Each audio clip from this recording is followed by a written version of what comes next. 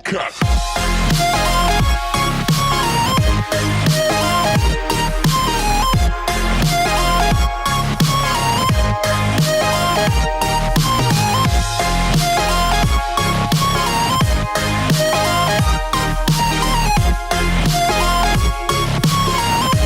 Guys, इस part की starting में हम देखते हैं मिस जंग कहती है तो इसका मतलब तुम लोग फेक फैमिली थे। तभी मैं सोचूं लड़के अपने फादर से ऐसे कैसे बिहेव कर सकते हैं और ये अपने बेटे को कैसे बोल सकती है कि तुम मुझे हारी बुलाया करो मॉम नहीं, इसका मतलब तुम लोग फेक फैमिली हो। वो दोनों कहते हैं कि आपको गलत फहमी हुई है, आपने गलत सुना है। वो कहती है नहीं, मैंने ठीक से सुना है। कहता है कि हम ऐसा क्यों करेंगे। मिस जंग कहती है मुझे नहीं पता कि ऐसा क्यों करोगे, लेकिन ये एक सीरियस मैटर है। तुमने पूरे एंटायर अपार्टमेंट कॉम्प्लेक्स को धोखा दिया है। मिस जंग कहती है कि आखिर तुमने ये सब कुछ किया क्यों, प्रेसिडेंट क्यों बनना चाहते थे, आखिर क्या स्कीम लड़ा रहे हो। मिस जंग पाक की एक भी बात नहीं सुनती और उसे कहती है कि मैं ये सारी बात कम्युनिटी फोरम पे पोस्ट करूंगी। वो लोग मिस जंग को रोकते हैं। लिफ्ट खराब होने की वजह से मिस जंग को अपने अपार्टमेंट तक सीढ़ियों से जाना होता है। एक दूसरे को देखते हैं और चिल्लाते हुए घर पे वापस आते हैं और सबको बताते हैं कि एक इमरजेंसी हो गई है। मिस जंग को पता लग गया कि हम लोग फेक फैमिली हैं। उसने कहा है कि वो ऑनलाइन पोस्ट करेगी, इसलिए हमें उसे किसी भी तरह रोकना पड़ेगा। देखते हैं कि वो लोग घर के बाहर जैमर लगा देते हैं ताकि उनका वाईफाई काम न करे। वो एलिवेटर से जाने लगती है बट एलिवेटर खुलता नहीं क्योंकि उसे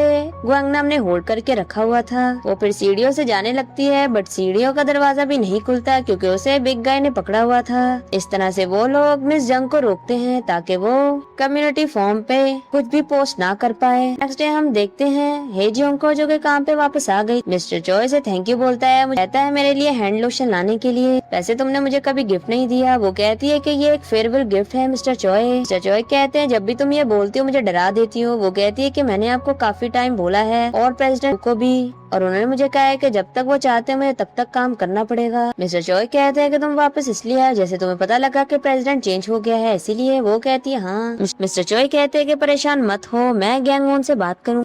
अगर तुम यहाँ पे नहीं रहोगी तो फिर हमारे अपार्टमेंट कॉम्प्लेक्स में प्रॉब्लम होगी। जैसे ही हेजिंग बाहर आती है तो हारी उसे समझाने लगती है कि वो उसके क्लाइंट का बेटा है, वो बस उसकी टेक केयर कर रही थी। वो कहती है अच्छा तो मैं क्लाइंट के घर पे क्यों विजिट कर रही थी, वो बच्चा तो तुम्हें मॉम बुला रहा था। हारी कहती है कि मैं एक न्यूबी हूँ, मेरे पास कोई चॉइस नहीं थी, इसलिए मुझे जैसा बोला गया मुझे करना पड़ा। वो बच्चा अपनी मॉम से भी ज्यादा मुझे पसंद करता है, इसलिए सम टाइम मुझे मॉम बुला देता है। हेजिंग को हारी की बात पे बिलीव आ जाता है। हारी कहती है कि तुम जल्दी आ गई, मुझे फोन कर देती आने से पहले। नेक्स्ट डे हम देखते हैं पाक और हारी को जो कि मिस जंग के सामने हैप्पी कपल होने की एक्टिंग कर रहे थे, लेकिन मिस जंग कहती है कि तुम लोगों को देख के मैं बता सकती हूँ कि तुम लोग ड्रामा कर रहे हो और ये सब कुछ फेक है। फिर द नेक्स्ट सीन में हम देखते हैं मिस जंग को पाक के साथ। पाक कहता है मुझे 1 वीक दे दे। वो कहती है कि क्या करोगे। पाक कहता है कि तुम मुझे चांस दो, मैं तुम्हारा ट्रस्ट वापस से जीत लूंगा। पाक कहता है कि मैं अपनी वाइफ से प्यार करता हूँ, मैंने उससे शादी इसलिए ही की थी, मैं बताना तो नहीं चाहता लेकिन मेरे सारे ब्रदर डिफरेंट मदर से हैं। पाक कहता है कि हमारे फादर को गैम्बलिंग की आदत है जिसकी वजह से हम सब लोग डरे रहते हैं और साथ में इसलिए ले रहे हैं ताकि अपने रिलेशनशिप को अच्छा कर सके।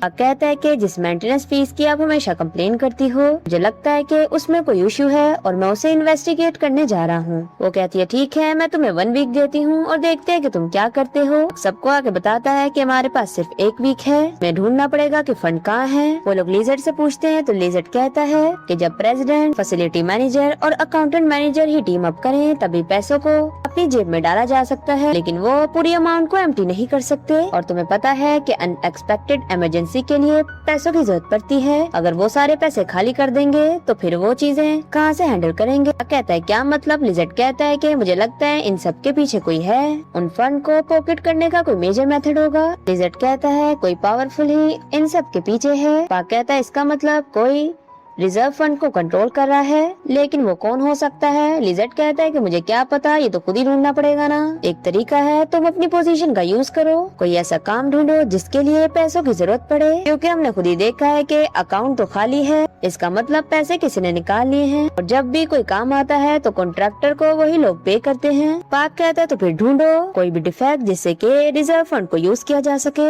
हम देखते हैं कि वो लोग अगले दिन से अपना काम स्टार्ट कर देते हैं। फिर द नेक्स्ट सीन में हम देखते हैं पाक मीटिंग बुलाता है और जो डिफेक्ट्स उन्होंने ढूंढे थे और कहता है सेवरल अर्जेंट मैटर्स हैं जिन्हें कि हमें फिक्स करना होगा। लेकिन हम देखते हैं गैंग वॉन के जो साथी वहाँ पे होते हैं कोई भी उसका साथ नहीं देता और वोटिंग होती है तो सब लोग पाक का पोस्ट करते हैं, कोई भी उसका साथ नहीं देता। ये मीटिंग लाइव हो रही थी इसलिए रेजिडेंट वाले भी देखते हैं। दूसरी तरह हम देखते हैं ली को, वो भी मीटिंग देख रहा था। मिस्टर किम ली को बताता है मुझे हैंसू बैंक के हेड की कॉल आई थी और उन्होंने बताया ट्रू वैल्यू के एसोसिएशन प्रेसिडेंट पूरे रिजर्व फंड को विड्रॉ करने के लिए वहाँ पे आए थे और उन्हें पता चल गया है कि अकाउंट एम्प्टी है। ली हंसने लग जाता है और कहता है कि मुझे समझ आ गई, पाक हेकंग प्रेसिडेंट इसलिए बनना चाहता था ताकि रिपेयर रिजर्व फंड के पैसों को ले सके, क्योंकि उसे पता चल गया है कि रिपेयर रिजर्व फंड है ही नहीं, इसलिए वो कोई रीजन ढूंढ रहा है ताकि वो उस फंड को यूज कर सके। पाक कहता है कि सब लोग मेरा अपोज क्यों कर रहे हैं, कोई भी इन मैटर्स को सॉल्व क्यों नहीं करना चाहता, क्या मैं इन्हें रिमूव नहीं कर सकता, मेरे पास इतनी अथॉरिटी नहीं है। मिस्टर चॉय कहते हैं कि बिल्डिंग रिप्रेजेंटेटिव को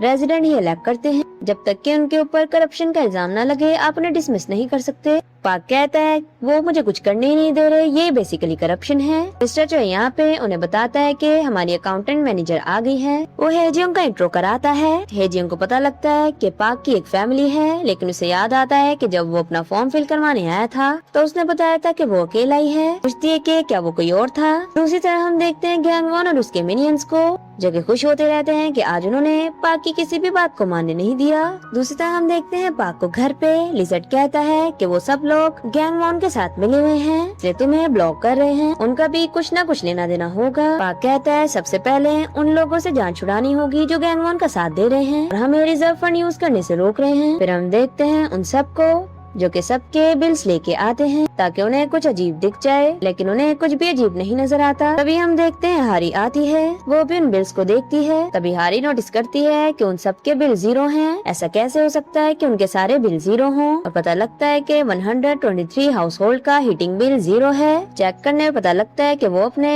वाटर बिल्स तो दे रहे हैं लेकिन हीटिंग बिल 0 है।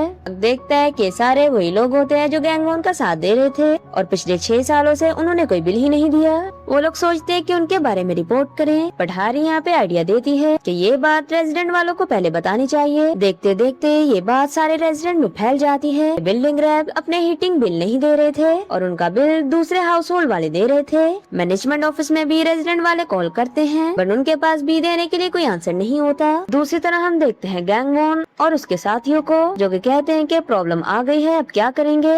ये कह देंगे कि हमारा गैस मीटर ही खराब था इसलिए हमें नहीं पता। वो कहते हैं लेकिन ये बात नहीं चलेगी। दूसरी तरफ हम देखते हैं कि यूट्यूबर को जिसे ली ने कुछ पैसे दिए थे ताकि उसके ओमान न्यू टाउन के बारे में अच्छी अच्छी बातें करे और ये भी बोले कि वहाँ पे रिलायंस किसी और ने प्लांट किए थे और वो ऐसा करता भी है। ली कहता है कि जब भी मैं अपार्टमेंट कॉम्प्लेक्स के रिजर्व फंड को यूज करता हूँ तो मुझे ऐसा फील होता है कि जैसे कोई बच्चा एक पिगी बैंक पे रेट डाल रहा है बिना अपने डैड को बताए और उसके डैड को भी नहीं पता लगता, जैसे कि रेजिडेंट जिन्हें के पता नहीं है। नेक्स्ट डे हम देखते हैं बिल्डिंग रैप वालों को दूसरे रेजिडेंट पूछ रहे थे कि तुम लोग अपने बिल क्यों नहीं देते थे, बट उनके पास कोई भी आंसर नहीं होता और कह देते हैं कि गैस मीटर ही खराब थे। अब कहता है कि हमें रिजर्व फंड यूज करने पड़ेंगे ताकि इनके मीटर्स को रिप्लेस किया जा सके। वहाँ पे ली भी होता है। ली वहाँ पे पाक से कहता है कि तुम काफी ज्यादा कूल हो, तुम्हारी बातों से तो मैं इम्प्रेस हो गया। ली कहता है कि अच्छा काम करते रहना। ली कहता है कि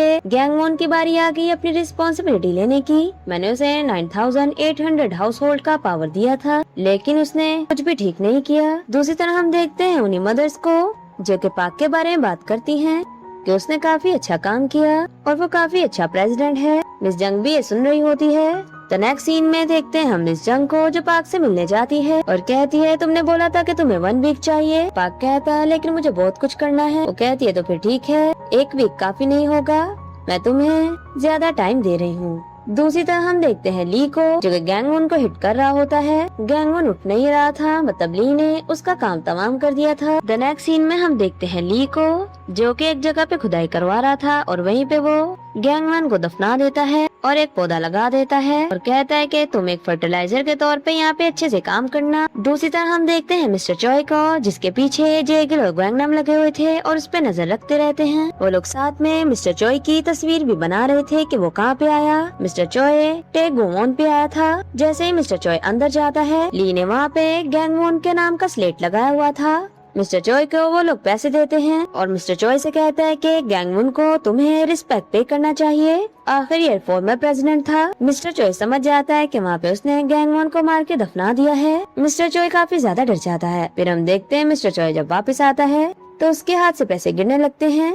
गैंगनम कहता है कि इसके पास तो पैसे हैं और ये पिक्चर भी वो लोग बना लेते हैं। वो लोग कहते हैं कि फैसिलिटी मैनेजर के अलावा सब लोग लेट तक वर्क करते हैं। इसका मतलब रिपेयर रिजर्व फंड तो खाली थे, यानी कि वो वहाँ से पैसे लेके आया ताकि वो उन गैस मीटर्स को रिप्लेस करवा सके। जेगल बताता है टाइगोमोन एक ट्री फार्म है, मैंने उसके बारे में सर्च किया है। वो लोग मोस्टली अपार्टमेंट लैंडस्केपिंग के लिए ट्रीज को सेल करते हैं। पाक कहता है मतलब ट्री फार्म। तो नेक्स्ट सीन में हम देखते हैं इन चारों को जो कि टेसन कंस्ट्रक्शन पे आते हैं और टेसन कंस्ट्रक्शन ही टेगुमोन को ऑन करती है और ये ही ट्रू वैल्यू का डेवलपर भी है। इसका मतलब इन सब चीजों के पीछे टेसन ही है। पाक वहाँ पे जाता है और कहता है कि मैं ट्रू वैल्यू का प्रेसिडेंट हूँ, मैं यहाँ आपके प्रेसिडेंट से मिलने के लिए आया हूँ। कहती है प्रेसिडेंट आपका वेट कर रहे हैं। दूसरी तरफ हम देखते हैं हारी को, जिसे के ग्योनबुक की टीचर कॉल करके बताती हैं ग्योनबुक को फीवर है। हारी को जो ग्योनबुक से कहती है कि तुम्हें अपना ध्यान रखना चाहिए। ग्योनबुक के साथ फिर से हेजियोंग हारी को देख लेती है। दूसरी तरफ हम देखते हैं ली को जो कि पाक से कहता है मैं तुम्हारी परफॉर्मेंस से काफी ज्यादा शॉक हो गया था, मेरे बहुत सारे सवाल हैं, तुम्हें हीटिंग बिल्स के बारे में कैसे पता चला और वो रिलैक्स वो तुम्हें कैसे मिले।